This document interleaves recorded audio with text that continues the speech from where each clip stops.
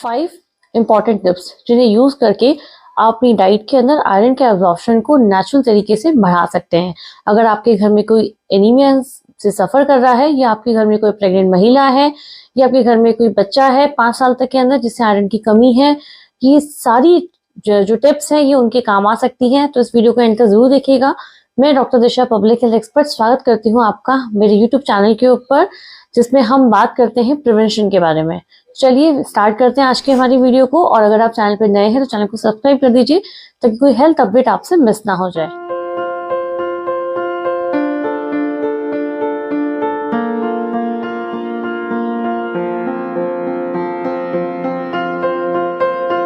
को स्टार्ट करने के पहले हम ये जान लेते हैं एनीमिया क्या होता है।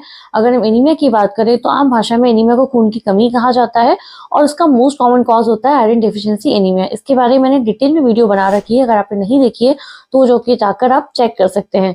इसके अलावा हमारी कितनी रिक्वायरमेंट है आयरन की, एक अगर हम नॉर्मल इंसान में बात करें, एक प्रेग्नेंट महिला में के अंदर बात करते हैं, बच्चों में बात करते हैं, तो क्या आयरन की कितनी रिक्वायरमेंट होती है, इसको हम बिल्कुल सिंपल भाषा में बात करें तो आप इस चार्ट को देख सकते हैं। इस चार्ट में डिटेल में इंफॉर्मेशन है कितनी रिक्वायरमेंट है आयरन की हर एज ग्रुप को। अगर मैं कॉमन बात करूं तो मेल्स जो हैं उनको रिक्वायरमेंट होती है 8 मिलीग्राम, और जो महिलाएं हैं प्रेगनेंसी के ड्यूरेशन में उनको रिक्वायरमेंट होती है 27 मिलीग्राम की। तो आप इससे अंदाजा लगाइए कि एक मेल्स में और प्रेगनेंसी के अंदर कितना बड़ा डिफरेंस आता है रिक्वायरमेंट के अंदर, आयरन के रिक्वायरमेंट के लिए।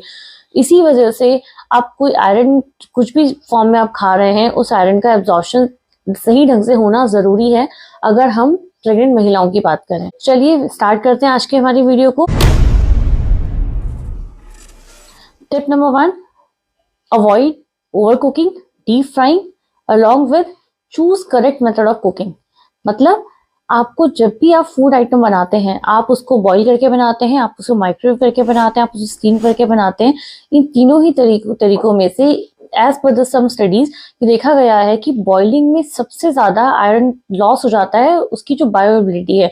तो अगर आप खाना बना रहे हैं और आपने उसको स्टीम किया है, माइक्रोवेव किया है, तो आपका जो आयरन कंटेंट है वो ज्यादा हमें मिलता है एज कम्पेयर टू बॉईल करने पे। इसी के साथ साथ हमें ये भी देखा गया है कि जब हम बहुत ज्यादा फूड को ओवर कुक कर देते हैं, बहुत ज्यादा उसे स्पाइसी बनाने के चक्कर में बहुत ज्यादा उसको डीप फ्राई कर दिया, तो इन दैट केस जो न्यूट्रिएंट्स होते हैं वो उस फूड के लॉस होना स्टार्ट हो जाते हैं। आयरन के केस में बिकॉज एक एलिमेंट है, ये इतना ज्यादा नहीं होता, बट स्टिल अगर हम बहुत ज्यादा ओवर कुक कर देंगे उसको तो जो इतनी अवेलेबिलिटी है आयरन की वो उतनी हमें मिल नहीं पाएगी। मतलब इसका ये है कि अगर फॉर एग्जांपल अगर आपने किसी भी फूड एलिमेंट में अगर आपको 100 में से 60% अवेलेबिलिटी मिल रही है उसके अंदर, और जिसको आप रॉ फॉर्म में खाते हो, अगर आपने उसे कुक किया तो वो रॉ में आपको 60 की जगह 40% ही आपके काम आएगा। तो दैट मीन्स कि आपको ये इल्यूजन है कि आपने ये 40% यूज किया, बट ऐसा नहीं होगा, वो आपको इतना ही काम आएगा।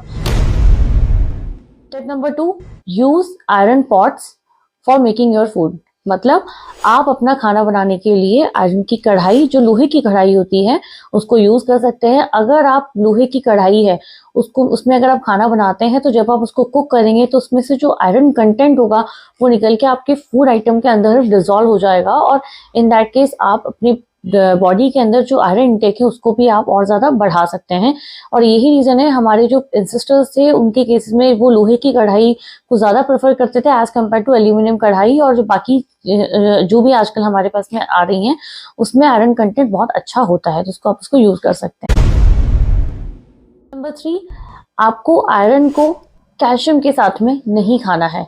Don't take iron supplements along with the calcium, because calcium जो होता है आपके आयरन के एब्जॉर्प्शन को ये हमेशा डिक्रीज करता है। दैट मीन्स अगर आप कैल्शियम को साथ में ले रहे हैं, सप्लीमेंट ले रहे हैं, मिल्क की फॉर्म में ले रहे हैं या कर्ड की फॉर्म में ले रहे हैं, तो उस ड्यूरेशन में आपको आयरन के सप्लीमेंट को, आयरन की किसी भी चीज को आपको उस ड्यूरेशन में नहीं खाना है।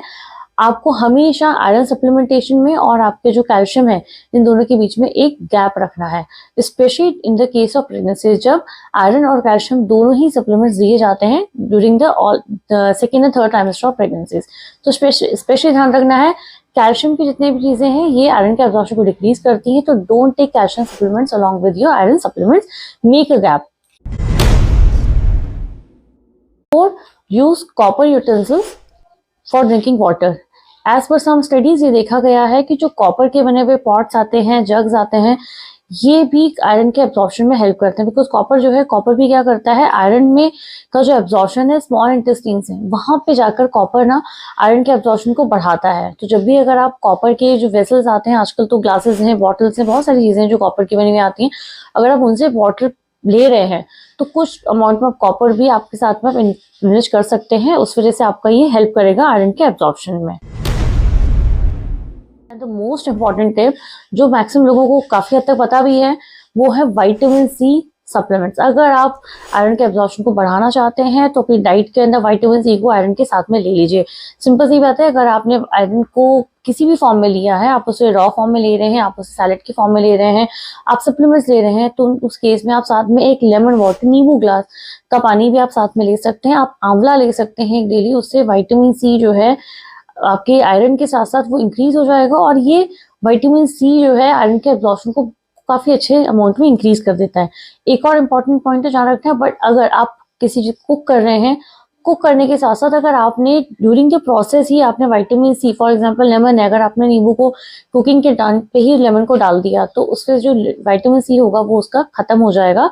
तो बेटर होता है जब आप इसको आपने बना लिया है तो उसको आप रॉ फॉर्म में यूज करें, और विटामिन सी को आप अपने साथ में इंक्लूड कर सकते हैं। In brief we can summarise, here are the 5 steps जो हमें आयरन एब्जॉर्प्शन में हेल्प कर सकते हैं। नंबर 1 थी हमारी avoid over cooking, deep frying, along with choosing correct method of cooking to increase the iron absorption. आपको सही तरीका यूज करना है आयरन के एब्जॉर्प्शन को बढ़ाने के लिए। अगर आप माइक्रोवेव करते हैं, स्टीम करते हैं, तो ये बेस्ट है आयरन के एब्जॉर्प्शन के। नंबर 2 था हमारा cook food in iron pots. आपको आयरन के जो पॉट्स बने हुए हैं, लोहे की कढ़ाई है या फिर कोई और यूटेंसिल है, उसमें अगर अपना खाना बनाते हैं तो वो आपके लिए ज्यादा बेनिफिशियल होगा आयरन के कंटेंट को बढ़ाने के लिए। नंबर 3 था हमारा don't take iron with calcium supplements. आपको कैल्शियम के साथ में आयरन को नहीं लेना है।